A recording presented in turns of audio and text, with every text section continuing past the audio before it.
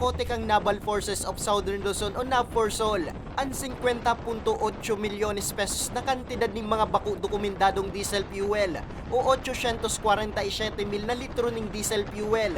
Lunad kang barkong MT Brailman 1 na nasabat kang pwersa susur na sulnupan porsyon kang Corregidor Island pasado alas 6 kasubanggi. Sigun sa NAVFORSOL, Pebrero 14, nakaresibisinde ng impormasyon gikan sa Coast Guard District Palawan dapit sa presensya kang barko na may kaduda-dudang hiro. Sakay kang BRP Leonin na totoong PG-092 na nakabase sa syudad ng Legazpi. Tulos na nagsagibo ng operasyon ng personalis kang NAVFORSOL na nagresulta sa pagkakadakop kang 11 lunad kang barko asin pagkaka-recover kang mga kontrabando.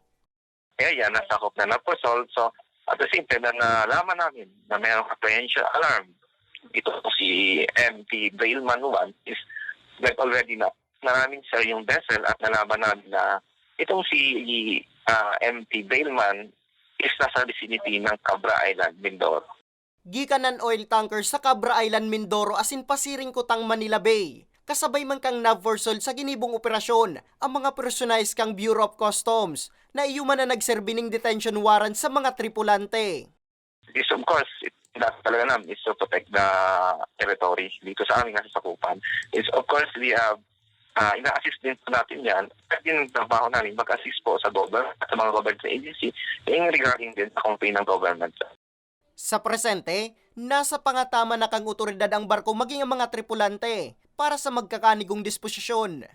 Para sa mga baretang Tatak Bicol, Nomer Corporal.